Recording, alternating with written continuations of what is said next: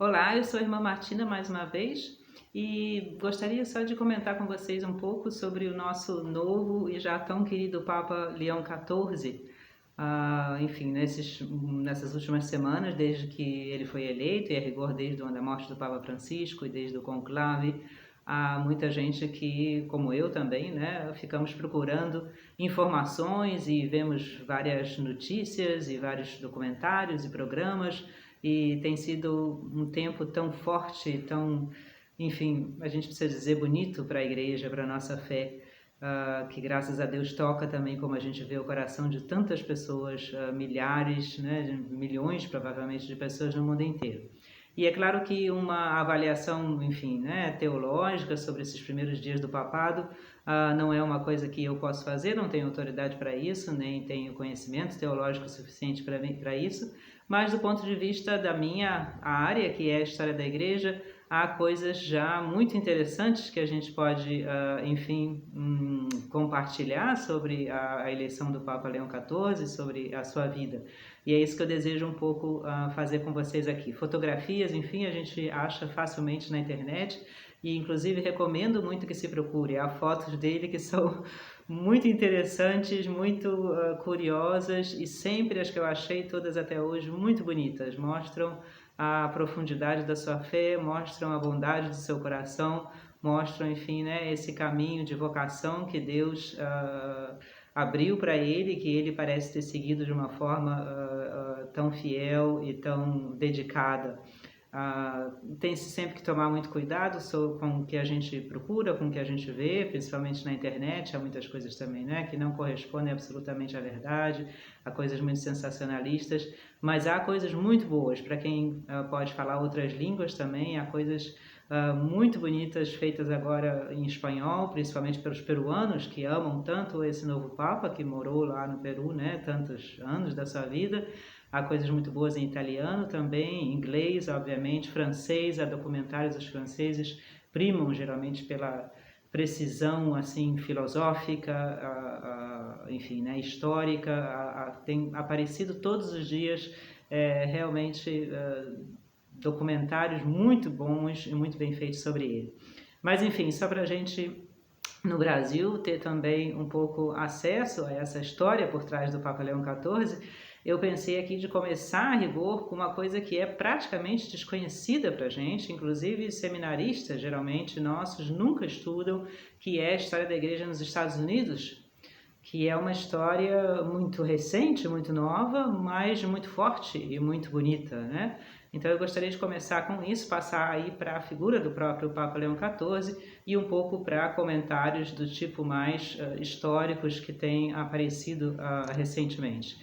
Os primeiros católicos dos Estados Unidos, na verdade, foram católicos vindos da Espanha, ou do que hoje é o México, né? A primeira parte dos Estados Unidos que teve contato com o catolicismo foi o sudoeste dos Estados Unidos, o que hoje é Califórnia, Nevada, Arizona, enfim, Novo México. A gente vê inclusive pelos nomes das cidades, né, dos estados, que essa região foi colonizada por pessoas de língua espanhola e católicas. Olha, por exemplo, no estado da Califórnia, o nome das cidades, né? Los Angeles, Os Anjos, San Diego, São Francisco. A capital do estado da Califórnia se chama Sacramento e assim por diante, né? Ali foi uma presença muito forte de, sobretudo, missionários católicos vindos do sul, vindos do que hoje é o México. Entre eles, o famoso, canonizado pelo Papa Francisco, numa viagem aos Estados Unidos, Junípero Serra. Quem faz parte do movimento Serra no Brasil, que ajuda muitos seminaristas, né, já conhece de longos anos a figura do nosso hoje santo, São Junípero Serra, que era um espanhol missionário justamente, né, naquela região ali da Califórnia. E, portanto, os primeiros católicos presentes nos Estados Unidos foram daquela região já no século XVI. Depois, com a independência dos Estados Unidos, aquela região, através de guerras, através de tratados, inclusive de compras, se tornou parte dela uma região americana, né? O que não ficou com o México se tornou hoje, né, aqueles estados dos Estados Unidos que têm até hoje nomes muito espanholados, né? E que mais ou menos herdou, de certa forma, uma cultura, pelo menos em grande parte, católica. Até hoje, quem vai visitar essa parte dos Estados Unidos visita as antigas missões católicas, como a gente no Brasil visita as missões lá do Sul, né, do Rio Grande do Sul, dos jesuítas. Esses americanos podem, ainda hoje, é muita coisa bem preservada, inclusive os americanos têm muito gosto de preservar a sua história, fazem isso muito bem feito, né?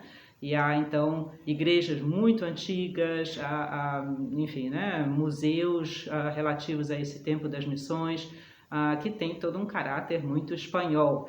Quem conhece, quem leu de pequeno, como eu, né, as histórias do Zorro, por exemplo, há filmes, inclusive, mais contemporâneos, mostra exatamente esse período em que aquela região era tanto americana como espanhola, mexicana, vamos dizer assim, né? Depois, uma outra influência católica nos Estados Unidos veio exatamente geograficamente do ponto oposto, né, que é o nordeste dos Estados Unidos, através da influência canadense. O Canadá, como a gente sabe, foi colonizado inicialmente pela França, depois passou a mãos inglesas.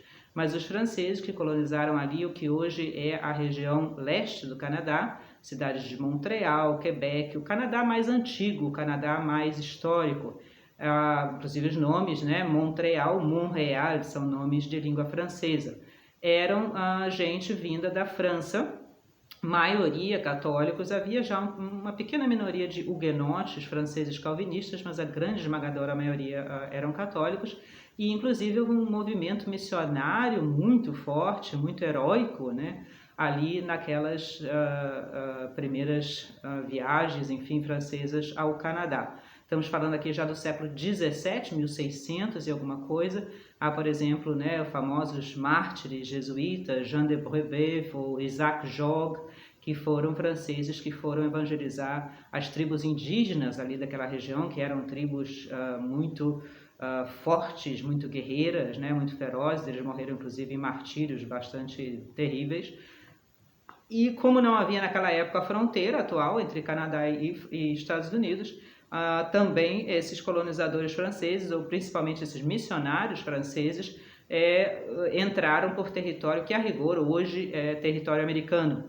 E, de certa forma, já trouxeram também consigo a influência católica para os Estados Unidos, que nessa época já era uma colônia, um grupo de colônias, como a gente sabe, né, inglesas, de esmagadora maioria protestante, mas já havia esse contato, vamos dizer assim, com católicos vindos através do Canadá e da França. Depois a gente tem uma presença católica nos Estados Unidos realmente inglesa, realmente vinda da Inglaterra. Curiosamente, essas pouquíssimas famílias ou pessoas, personalidades católicas que vieram para os Estados Unidos da Inglaterra eram gente de alta classe, era gente, inclusive a maioria delas aristocratas, que fugiam da Inglaterra justamente porque desde a, enfim, né, reforma protestante, reforma anglicana na Inglaterra, em meados do século XVI, com o famoso rei Henrique VIII, depois, né, a sua filha, a rainha Elizabeth I, Isabel I, perseguia violentamente os católicos. Muito pouco se fala disso também, são essas partes da história que a ideologia acadêmica moderna praticamente faz desaparecer, né? Que é o fim do catolicismo na Inglaterra no século XVI. O governo protestante anglicano realmente dizimou literalmente o catolicismo, destruiu fisicamente os mosteiros que tinham uma tradição de mais de 1500 anos, né? A história católica inglesa é uma história fortíssima, muito bonita, cheia de santos, cheia de cultura científica, inclusive, muito forte. E esses mosteiros foram realmente queimados, destruídos. Os abades e bispos que não se submetiam ao novo anglicanismo foram não só mortos, como mortos de forma extremamente cruel, né? A descrição desses martírios são coisas que a gente quase não consegue ler de tanta crueldade, e o catolicismo foi praticamente erradicado da Inglaterra no século XVI. E foi proibido pelo governo inglês até 1850, quer dizer, 300 anos, o catolicismo foi proibido na Inglaterra. E, portanto, muitas famílias, sobretudo aquelas que podiam fugir, que tinham mais dinheiro para isso, né, fugiram da Inglaterra para conservar sua fé, e muitas delas foram, então, para as colônias americanas. Entre essas famílias está a família do primeiro bispo americano, chamado John Carroll, cujo irmão lutou, inclusive, na Guerra de Independência Americana. Quem se lembra um pouquinho de história americana, a Declaração de Independência Americana do fim do século XVIII, 1775, 76, e o irmão desse, ainda não bispo, mas depois primeiro bispo dos Estados Unidos, fez parte engajadamente de todo esse movimento de independência americana. Portanto, esses católicos se consideravam já completamente americanos e faziam parte, né, de todo aquele ideal que fundou os Estados Unidos. O John Carroll era ele mesmo, enfim, né, um sacerdote, e foi, na época da independência americana, posto como administrador apostólico, vamos dizer assim, né, pelo Papa, dali daquela região do hoje estado de Maryland, nos Estados Unidos. O nome é até católico, Maryland, terra de Maria, né? A gente vê a influência católica.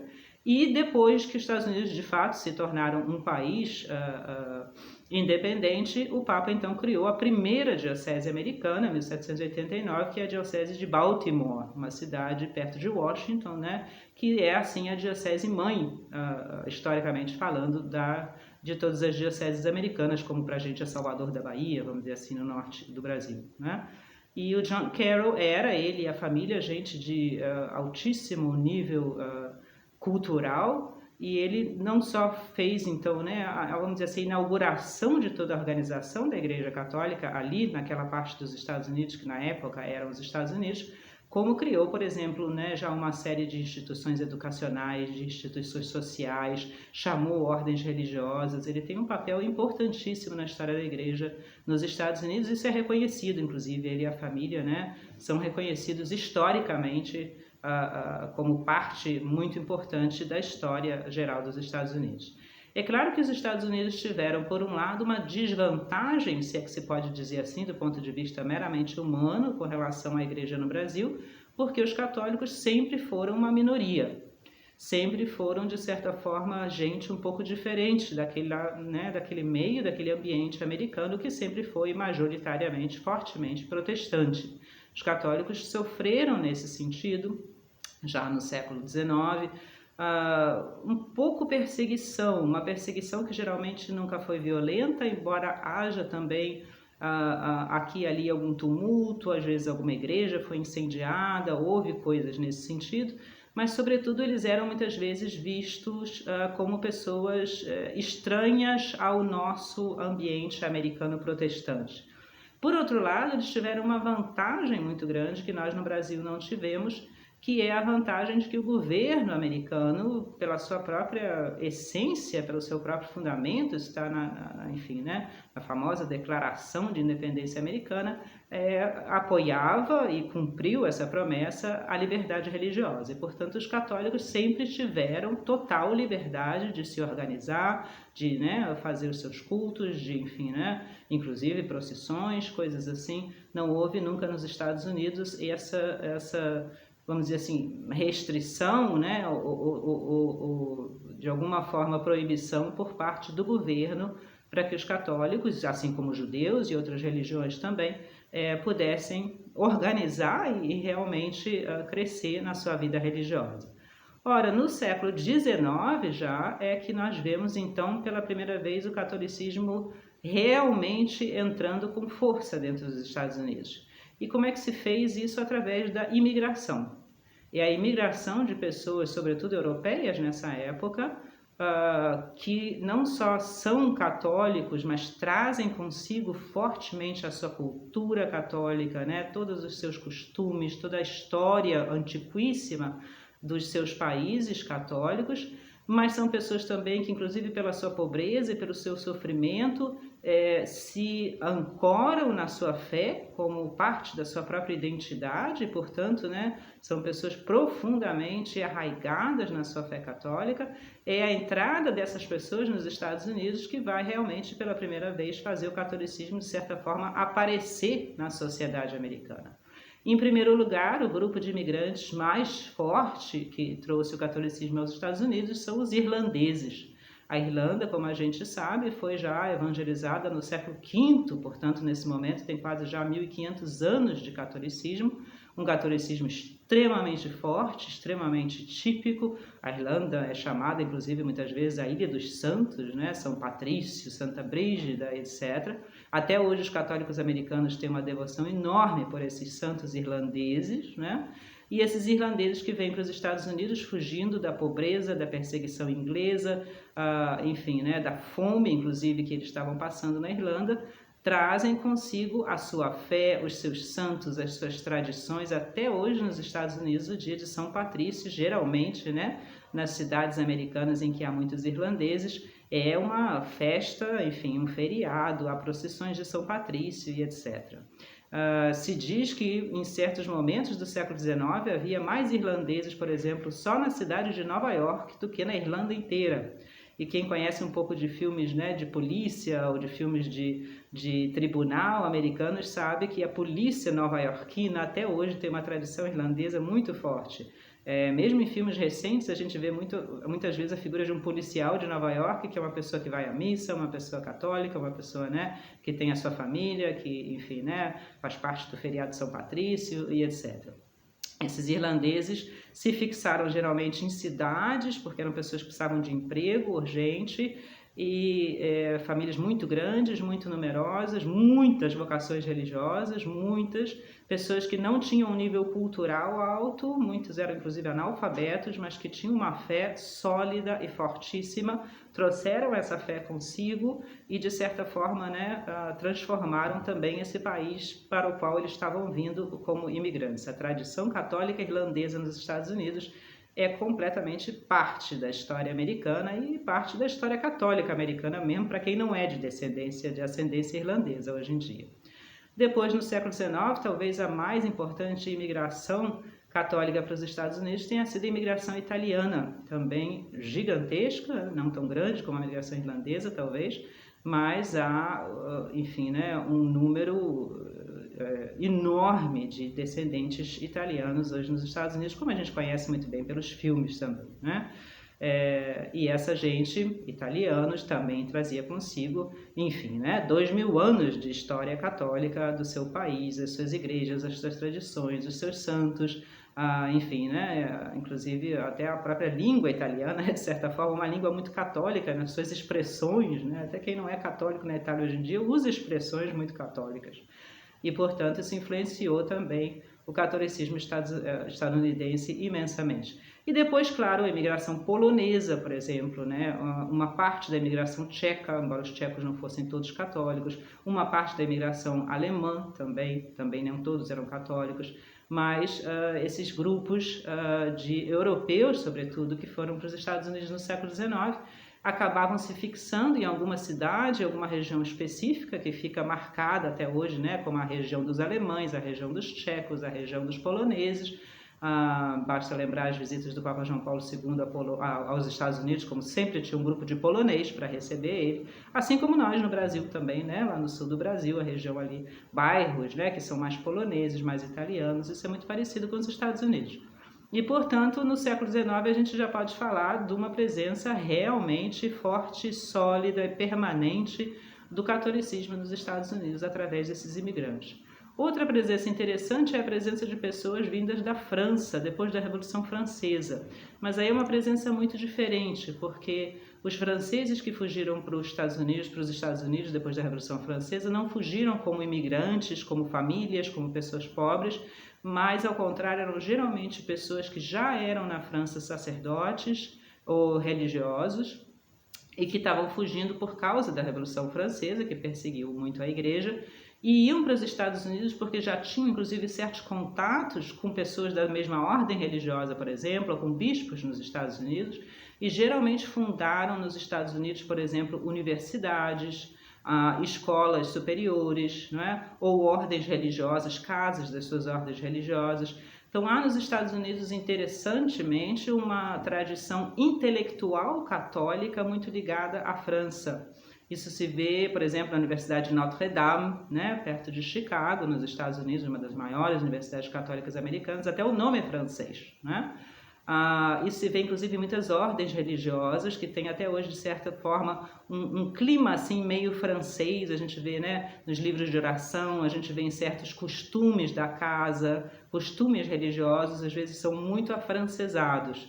Mas essas pessoas não vieram como imigrantes, pobres famílias, sim como pessoas que eram já religiosas e que queriam, né, ter uma vida mais em paz do que tinham durante e depois da Revolução Francesa no velho continente. Mas também fizeram um papel interessante para a história dos Estados Unidos. Ora, no século XX a gente tem já uma história mais conhecida por todos nós, que é, né, a imigração latina, o que se hoje nos Estados Unidos se chama os latinos, né, que é sobretudo da América Latina, pessoas que vão também para os Estados Unidos em busca de uma vida melhor e que trazem consigo, enfim, né, a sua fé, os seus costumes, sobretudo os mexicanos, mas também, enfim, né, mais ou menos de todos os países, inclusive do Brasil. Há uma imigração imensa hoje nos Estados Unidos desses latinos que sim, são geralmente católicos e muito católicos também, não é? O catolicismo americano hoje a gente vê na televisão, nos canais católicos, tem uma presença latina enorme hoje nos Estados Unidos. Ora, vamos chegar aqui à família do Papa Leão XIV. É curioso pensar, inclusive, né, os cardeais, as pessoas estavam falando nesses dias, que ele era o menos americano dos cardeais americanos que entraram no conclave. Não só porque ele passou uma grande parte da sua vida no Peru como missionário, a gente já sabe disso, não é isso? Mas também porque a sua família, de certa forma, não é a típica família católica americana, porque não é uma família irlandesa, não é uma família italiana, não é uma família latina, não é isso? A família dele tem origens católicas também tipicamente americanas, porque não é uma coisa assim singular, mas não tão comuns. O que a gente sabe, a gente vai saber disso certamente quando as primeiras biografias sobre ele aparecerem, né? Mas o que a gente sabe já agora é que os pais dele nasceram em Chicago, assim como ele e os dois irmãos, são 3 irmãos, ele é o mais novo de 3 irmãos. Ambos os pais nasceram em Chicago, mas de famílias vindas do sul dos Estados Unidos, da famosíssima cidade de Nova Orleans, que a gente conhece talvez sobretudo pelo jazz, né? A famosa cidade de Nova Orleans, no estado da Louisiana. Ora, o estado da Louisiana pertenceu à França. Foi durante um certo tempo uma região que os franceses, inclusive, através de contratos, vamos dizer assim, né, de acordos, acabaram mais ou menos conquistando ali no sul dos Estados Unidos, na beira do Golfo do México. Chicago é uma cidade bem ao norte dos Estados Unidos, quase Canadá, e Nova Orleans é uma cidade na beira no mar, né, no Golfo do México, ali bem no sul dos Estados Unidos. O nome do estado, inclusive, Louisiana, vem, né, dos famosos reis Luíses, né, se eu não me engano, Luís XIV, da França, e isso depois acabou se incorporando, né, aos Estados Unidos. Mas tem ainda uma tradição francesa muito forte, daí o nome, Nova Orleans. Orleans é uma cidade, Orleans, cidade francesa, né? E ali havia também, como em todos os Estados Unidos, uma mistura étnica muito forte, franceses, americanos, vindos, né, das mais diversas proeminências, muitos afro-americanos que tinham sido escravos e depois, né, gradualmente vão se libertando, e muita gente também, curiosamente, do que é hoje o Caribe, né, do Haiti, por exemplo, que também foi francês. Gente que tinha, por causa dessa presença no Caribe, até uma certa influência espanhola. Então é uma mistura de etnias muito forte, e é dessa mistura que o nosso Papa Leão XIV descende. A mãe dele tinha por sobrenome de solteira Martínez, que é um nome completamente espanhol, né? Vindo da Espanha, mas através provavelmente da República Dominicana, que é um país no Caribe justamente, né? O pai tem nome francês, Prévost, o nome dele é um nome francês, mas não do Canadá, nem direto da França, senão que justamente dos franceses dessa região da Louisiana. Por outro lado, o pai tem também ascendência siciliana, espanhola, italiana, né? Então ele é o fruto dessa super mistura, em inglês se chama o melting pot, né? Essa mistura étnica que nós conhecemos muito bem no Brasil também, que é tão bonita, tão rica, na verdade. E os avós maternos dele, inclusive, estão inscritos, né, como afro-americanos. Mulatos, pessoas que têm uma ascendência provavelmente dos escravos, talvez não do próprio Estados Unidos, mas do que hoje é o Haiti por ali, né? Eles mesmos, claro, não viveram essa história, mas provavelmente os bisavós, trisavós, em algum momento foram escravos, provavelmente dos franceses. É o que se chama ali naquela região os crioulo, né? Crioulo, mas não é a mesma palavra para a gente. Crioulo quer dizer aquela região, justamente esses afro-americanos que têm também uma origem francesa, espanhola. Então o Papa a gente vê até no rosto dele, né, na sua aparência física, como ele é o produto, né, de uma mistura enorme de etnias. Ora, no entanto, ele já nasceu em Chicago, os pais tinham ido para Chicago buscando uma vida melhor, porque essa região do sul dos Estados Unidos é mais pobre do que a região norte, né? O pai dele era um professor e foi diretor de uma escola, e a mãe, muito até especialmente, em 1947, já tinha se formado num curso universitário, que na época, né, 2 anos depois do fim da Segunda Guerra Mundial, para uma mulher e vinda de família, de certa forma, mais pobre de Nova Orleans, é uma coisa a gente vê, provavelmente uma mulher de muita força, de muita fibra, né? Tinha se formado já na universidade e trabalhava como bibliotecária. Parece que os pais eram pessoas queridas na sua comunidade. O pai, inclusive, lutou na Segunda Guerra Mundial, na Marinha, comandou um pelotão na invasão da França, por exemplo, teve no sul da França também na Segunda Guerra Mundial. As fotos dele mostram, né, uma pessoa, inclusive um homem bonito, o pai, e mostra essa típica segurança e essa simpatia, né, do típico americano. Daquela época, da década de 40, da década de 70, um homem que lutou na guerra, enfim, né, que tem uma vida forte, uma vida bonita. E a mãe é uma típica professora, bibliotecária, parece que também muito querida, como é típico de Nova Orleans, parece que ela tinha uma voz muito bonita, a gente lembra da música, do gospel, né? Cantava muito bem no coro da igreja e era uma pessoa assim ativa, trabalhava para a paróquia. Ele mesmo tem uma entrevista dele antes de ser papa, dele como cardeal, e ele dizendo como a família dele foi importante para ele, como ele podia conversar com seu pai, por exemplo, sobre a sua vocação, sobre coisas importantes, né, que um menino conversa, ele diz, né, sobre todas as minhas dúvidas, sobre todas as minhas perguntas, e como a mãe também, por exemplo, cozinhava muito bem, e por isso a casa dele tinha sempre convidados, e ele contando, né, que esses convidados eram muitas vezes padres, e muitos deles eram augustinianos, justamente, e ele lembrava de pequenininho de ouvir na mesa da refeição em casa, esses padres contando as suas histórias, muitos deles missionários. Ele diz, a minha vocação nasceu ali, nasceu na boa comida da minha mãe,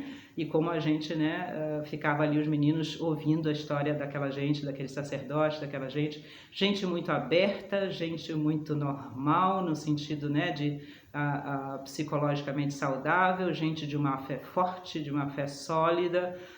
E ele mesmo diz quanto isso influenciou a vida dele, né? Outra coisa interessante sobre ele é que ele nasceu na década de 50, ele nasceu em 1955, né? Roberto Francisco Prevost, como os americanos dizem, né?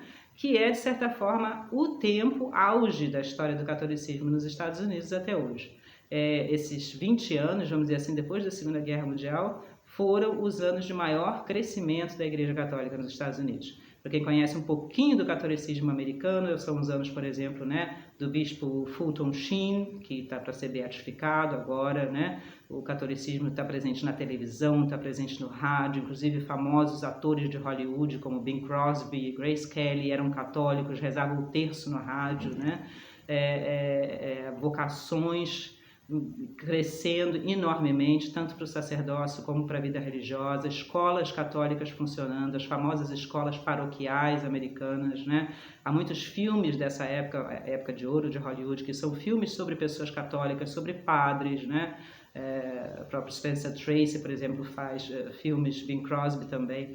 Então ele nasceu nessa época de ouro do catolicismo americano, um catolicismo feito geralmente por gente de trabalho, por gente, né, de fibra, por gente que era profundamente ligado e respeitoso da sua fé, mas gente que não fazia grupo, não se isolava, não são, né, como intelectuais, vamos dizer assim, mais liberais ou mais conservadores, polarizados, muito pelo contrário, gente que se mistura à população, que tem amigos protestantes, né, que está ali para ajudar, para trabalhar, e como isso a gente vê nele já, né? Ele não é uma pessoa polarizada, isolada, ao contrário, ele é um homem, enfim, né, que se dá a todos, está parecendo muito claro, pelo que a gente tem visto nesses últimos dias aí.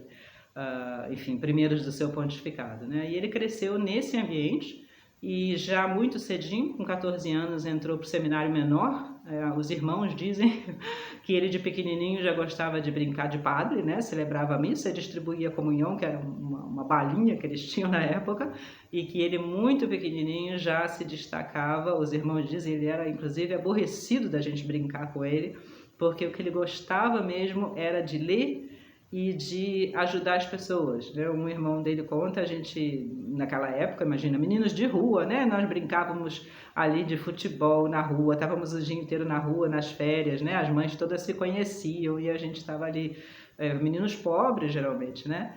E a gente queria então fazer alguma brincadeira, e ele não podia ver uma pessoa pobre ou uma pessoa, vamos dizer assim, né, velhinha, uma pessoa principalmente aleijada, ou o que fosse, era como se fosse um imã, o irmão dele diz, né? Ele ia imediatamente ajudar essa pessoa e conversar. Ele sempre teve essa vocação especial, eles dizem, né, de serviço, de amor, e já muito pequeno, então, ele já sabia que queria ser sacerdote e aos 14 anos entrou para o seminário dos agostinianos. Sempre foi um aluno muito bom, a gente vai comentar essas características. Entrou depois para a Universidade Vila Nova dos Agostinianos, nos Estados Unidos, a única universidade agostiniana, se formou em matemática e logo depois que saiu da universidade, aos 22 anos, então entrou formalmente na ordem, né, no noviciado dos agostinianos nos Estados Unidos. E teve sempre, enfim, né, melhores notas, é uma pessoa muito inteligente, muito capaz. E depois de ordenado sacerdote, em 1982, ele foi então mandado como missionário ao Peru. Ele foi inicialmente, ainda muito novinho, né, passou 1 ano ou 2 nos Estados Unidos como professor de física, inclusive numa escola agostiniana, mas foi logo mandado ao Peru. E lá ficou trabalhando como missionário durante, enfim, né, um largo tempo da sua vida, quase 10 anos. Depois ele foi trazido de volta para os Estados Unidos, já era conhecido, já era um homem então, né, dos seus 30 e tantos, 40 anos, e foi trazido como provincial dos agostinianos nos Estados Unidos, ou seja, chefe da ordem nos Estados Unidos, né? Esse papel ele desempenhou por algum tempo, até que ele foi eleito general, né, se diz assim, da ordem no mundo inteiro, e foi eleito 2 vezes para isso, né? Então, mais de uma década da sua vida, ele teve essa posição importantíssima de superior geral da ordem dos agostinianos no mundo inteiro, um tempo no qual, como ele mesmo conta, e a gente vê na internet, é fácil de achar, quem tiver interesse, ele visitou o mundo inteiro, né? Tem vídeos dele na África, por exemplo, vídeos na Ásia, vídeos em todos os países da Europa, aprendeu, inclusive, ele fala hoje 4, 5 línguas, né? Porque ele teve que visitar, enfim, todas as suas comunidades no mundo inteiro como superior da ordem. Depois disso, ele voltou para os Estados Unidos, um tempo, acho que 1 ano mais ou menos, e todo mundo conta como ele era super humilde, uma pessoa que foi superior da ordem, agora já não é mais, acho que eles só podem ter 2 vezes, né? Lavava os pratos, limpava a casa, enfim. E o Papa Francisco já fez ele então bispo lá em Chiclayo, em Peru, era uma diocese problemática, tinha tido um bispo do Opus Dei anteriormente, e parece que as paróquias se dividiram muito entre, né, paróquias mais liberais e mais conservadoras, essa coisa que a gente conhece hoje na igreja tão fortemente, e ele foi mandado para lá pelo Papa Francisco para justamente unir a diocese, o que ele fez de forma, enfim, né, maravilhosa. As pessoas de lá dizem que com a sua tranquilidade, a sua discrição, a sua fidelidade, ele conseguiu, né, reunir todas as paróquias, enfim, lá da Diocese de Chiclayo, é muito querido lá, parece que ele gosta muito da Diocese, ele falou até nas primeiras palavras como Papa, ele mencionou a Diocese, né, até que o Papa Francisco chamou ele para Roma para ser simplesmente prefeito da Congregação dos Bispos, que é, de certa forma, politicamente falando, a congregação mais poderosa dentro do Vaticano, porque é a congregação que determina quem vai ser bispo, né, no mundo inteiro, e, portanto, tem um poder imenso sobre a organização da Igreja. Essa é a carreira do nosso Papa Leão XIV, que agora tem 69 anos e foi, né, eleito Papa, foi feito cardeal antes, foi eleito Papa agora. Algumas características se destacam em todas essas entrevistas que a gente vê sobre ele. Eu estive vendo realmente nas 2 últimas semanas, eu acho que mais de 50 entrevistas nas mais variadas línguas, né, sobre ele, tanto de pessoas que são da sua ordem, como pessoas da Cúria Romana, como cardeais importantes que falaram sobre ele depois da eleição, como pessoas leigas que trabalharam com ele, tanto nos Estados Unidos como no Peru, como em Roma, né, todo tipo de gente tem dado a sua enfim, né, versão, vamos dizer assim, da amizade que teve com ele. A gente tem que distinguir essas coisas muito bem, porque tem gente que, na verdade, fala qualquer coisa, né, e é importante ver quem realmente o conheceu, né. Por exemplo, agora o superior dos agostinianos, hoje em dia, um espanhol, deu uma entrevista longa sobre a sua amizade com ele, né, pessoas que trabalharam com ele no Peru, etc. E dessas entrevistas todas, tanto de cardeais, como de leigos, como de pessoas religiosas que o conheceram, nas variadíssimas línguas que a gente pode encontrar, eu diria que 4 pontos se sobressaem sobre a sua personalidade. Eu ouvi esses 4 pontos em todas essas entrevistas, de formas diferentes, claro, né, com ênfases diferentes. Primeiro, a sua inteligência. Ele é uma pessoa dessas que só tirava as melhores notas na escola. Parece que o irmão dele diz, isso pra gente era assim, já sabido, né? Assim como o sol nasce de manhã, a gente sabe que ele sempre ia tirar a melhor nota. Ele era uma pessoa, é uma pessoa realmente de uma inteligência, talvez não brilhante como o Papa Bento XVI, por exemplo, né? Ou João Paulo II, mas uma inteligência sólida, clara, precisa. A gente vê quando ele fala, ele sabe o que está falando, ele escreveu, ele não é uma pessoa, nesse sentido, muito espontânea, ele, né, prefere muito mais pensar antes de falar e escrever, inclusive, aquilo que ele vai falar. É o primeiro Papa que chega ali na lógia, né, da Basílica com um papel na mão para falar, mas todos dizem, inclusive pessoas, por exemplo, aqui da Alemanha, que o conheceram já como cardeal, dizem que ele tem uma inteligência claríssima, precisa e realmente admirável. O cardeal Koch, que é um cardeal suíço, muito amigo do Papa Bento XVI, mais velhinho, agora trabalhou com ele na Congregação dos Bispos, e diz, eu ficava admirado, porque a gente tinha às vezes reuniões com mais de 25 pessoas sobre pontos importantíssimos da nomeação dos bispos. Ele não escrevia, o cardeal Prevost, ele não tinha um papel, ele escutava as pessoas, ele tem uma capacidade gigantesca de escuta e de atenção. E quando as 25 pessoas tinham falado, eu estava preocupado já quando estava o cardeal Koch, que eu achava que ele não ia lembrar mais do que as pessoas tinham falado. E eram coisas importantes. Ele fazia um resumo da situação, quais são os pontos que a gente precisa ainda discutir, quais são os pontos que já estão claros, quais são... E o cardeal Koch, que é, né, um típico acadêmico de língua alemã, fala, eu acho que raramente vi na minha vida uma pessoa que consegue fazer, ter uma atenção na escuta tão forte que ele não precisa, inclusive, escrever muitas coisas quando está escutando, aquilo fica nele, e ele faz, então, depois um resumo daquilo de uma forma que ele diz é quase brilhante, realmente, né? Então, nisso a gente pode ficar também muito tranquilo. A gente tem um Papa que é um homem de razão, um homem de cabeça, né? Um homem academicamente também muito forte, com seu doutorado em Direito Canônico, né? Curso de Matemática, de Filosofia, mas, sobretudo, parece que é uma pessoa que realmente sabe escutar, sabe entender e não fala sem pensar, né? O que é para a Igreja um descanso muito grande, obviamente, né? Nesse sentido, nosso querido Papa Francisco era o contrário, né? Com essa personalidade muito espontânea, muito explosiva, falava às vezes coisas que tinham que ser reexplicadas e parece que esse não vai ser o caso do nosso Papa Leão XIV. Outra coisa que as pessoas falam sempre nas entrevistas variadíssimas que eu ouvi sobre ele é a sua discrição.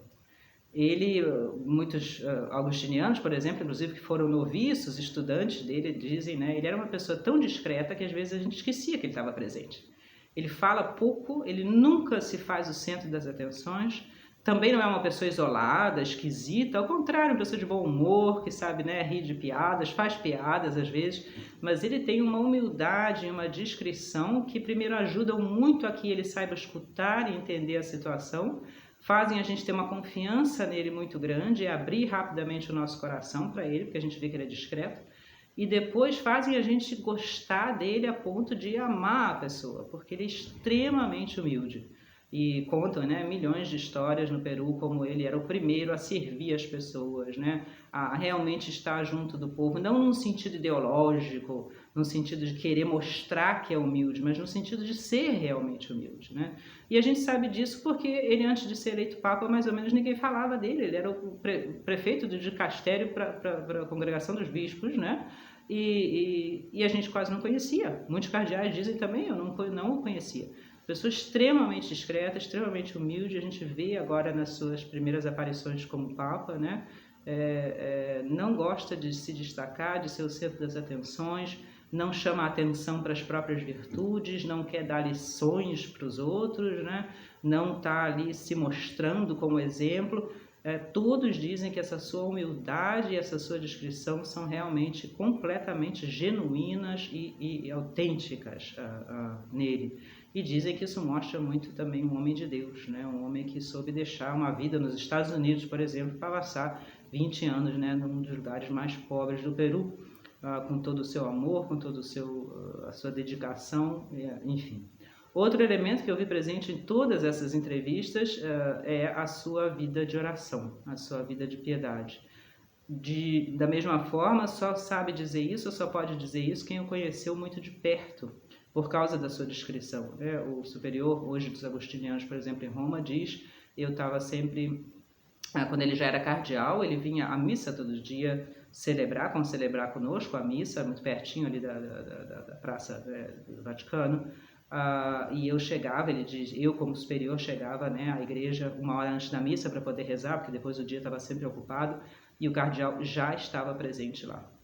Né, 2 horas às vezes antes da missa, ele estava lá no seu cantinho, geralmente era o último cantinho na igreja, quem não conhecia não sabia que ele era cardeal, né, com a sua roupinha, enfim, né, clerical, mas sem alarde, quieto, mas o poder de concentração e de oração e de contemplação que ele tem sempre nos impressionou muito, né? Essas pessoas que o conheceram de perto dizem isso. Também no Peru, por exemplo, o noviço conta, né? Eu de noviço achava que não precisava ir a todas as orações, e aí uma vez, né, eu, por exemplo, faltei a oração das laudes, e aí a minha desculpa foi que eu estava fazendo um projeto social, né? E ele, como superior da casa, me disse, nenhum projeto pode, pelo melhor que seja, né, pode dar certo se ele não começa na sua oração, se ele não vem de Deus. Então não há desculpa nenhuma para faltar a oração por causa de um projeto social, porque se você está faltando a oração, você está faltando, né, está deixando de lado o fundamento desse projeto. E aí a gente fica também, nós na América Latina, muito tranquilo, né, de ver que ele, nesse sentido, se opõe constantemente e profundamente à teologia da libertação, né?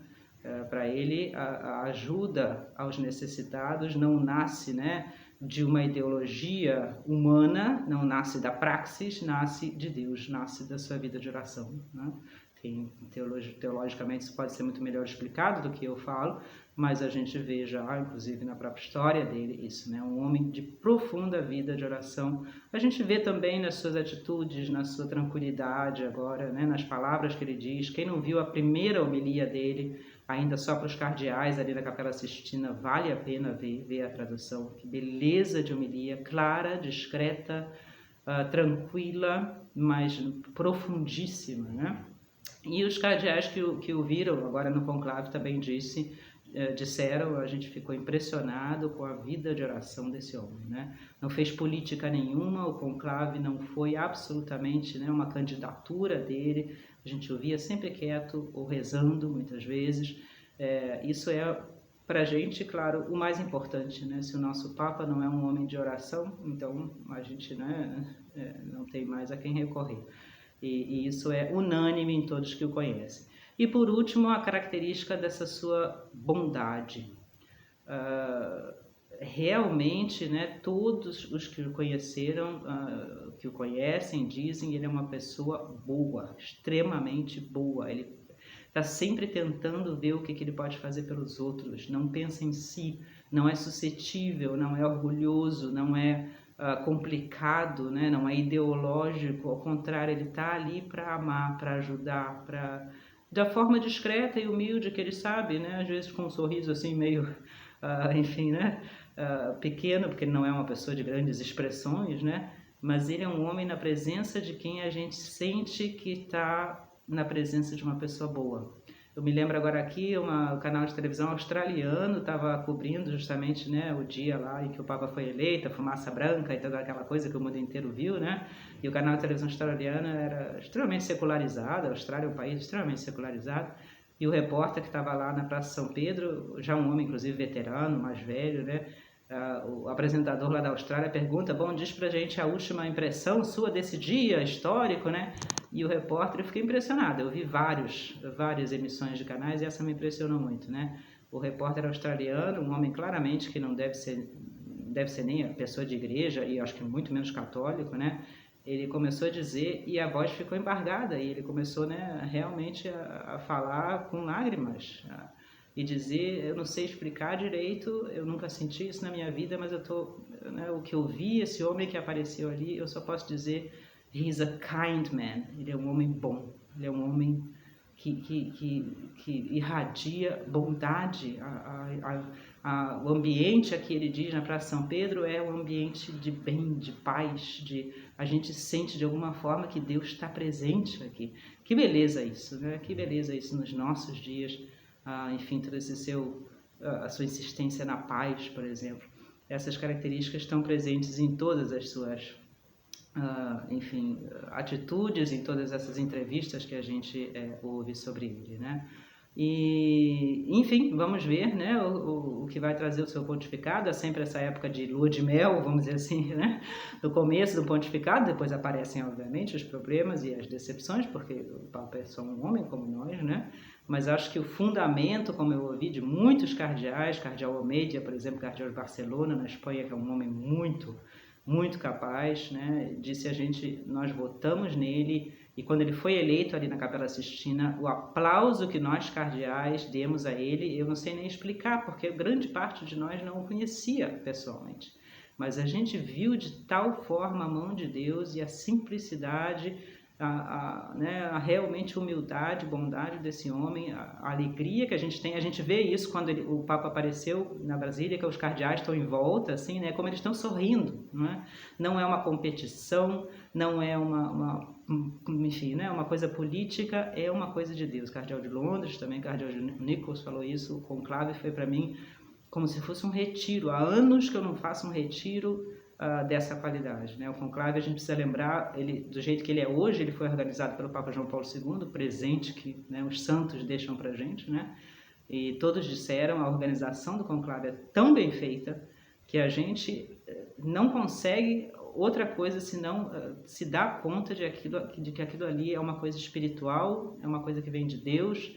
Um cardeal dizia, né, eu fiquei admiradíssimo de ver os cardeais, quando não era o momento da votação, no seu momento livre, rezando ajoelhados na Capela Sistina. Não há brigas, não há políticas, não há, né, manobras políticas, o que é um espírito enorme de oração, de pedir a Deus que mostre a gente quem Ele quer que seja o Papa, e nós todos estamos muito felizes, né? Vamos ajudar o Papa, vamos rezar o Papa, pelo Papa.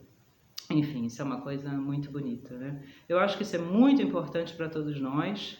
Eu falo aqui do ponto de vista histórico, mas do ponto de vista, enfim, né, da nossa fé mais ainda. A igreja é tão atacada, né? A igreja sofre tanto pela nossa parte, nós que somos membros da igreja, sacerdotes, leigos, religiosos, quanto a gente faz de mal à igreja muitas vezes pelos nossos pecados. A mídia, né, ataca tanto a igreja, parece para a gente às vezes que, meu Deus, né? Coitada da igreja, e olha só o que acontece, né? Olha só o que acontece. Morre o Papa Francisco, olha o amor também que se viu no enterro do Papa Francisco, aquelas cenas, né, do caixão dele passando no Papa Móvel pelas ruas de Roma, e as pessoas nesse momento deixando de lado as suas brigas, as suas críticas, e dizendo era um homem bom, era um homem, né, que lembrou a gente tanto a misericórdia de Deus. Depois olha o conclave, né, do jeito que a igreja está dividida, do jeito que a mídia fala da igreja, o conclave devia ser uma brigaiada, né, devia ser uma coisa que ia durar dias e dias. Terceira, quarta eleição, no segundo dia do conclave, é eleito, e parece que foi eleito com mais, né, com quase 4/5 dos votos, pelo menos é o que tem se escutado. um homem simples, bom, missionário no Peru a vida inteira, americano de família modesta, né, filho de gente trabalhadora e boa, gente humilde, que está falando, como ele mesmo diz, né, eu fui eleito sem mérito nenhum meu, eu estou aqui para ser o servo do povo de Deus. O que instituição no mundo faz uma coisa dessa? Qual é o político mundial que atrai, né, para o dia da sua eleição 150 mil pessoas ali na Praça de São Pedro, chorando de alegria, gritando, se abraçando de alegria? Não é? Se Deus não está por trás da igreja, como é que a gente pode explicar essas coisas todas? Né? A alegria do mundo agora, mesmo pessoas não católicas, a esperança, né, a onda de esperança que faz isso tudo renascer, que faz, né, essas coisas fazem renascer no mundo. Se Deus não está por trás disso tudo, como é que a gente pode explicar isso, né? Eu termino aqui com uma palavra assim meio engraçada, meio irônica, né, de um comentador americano, que não é um comentador, é uma pessoa, na verdade, importantíssima. Quem conhece o George Weigel, que foi quem escreveu a famosa biografia sobre o Papa João Paulo II, Testemunho da Esperança. Quem não leu, é um livro que tem que se ler, né? Biografia do Papa João Paulo II, enfim, né, encomendada pelo próprio Papa, o George Weigel, faz até hoje comentários na NBC, que é um dos canais mais famosos de televisão americana, né?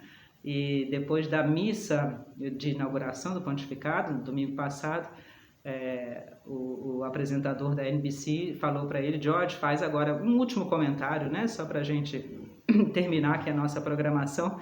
E é muito típico dele, ele é muito irônico, né? Ele fala...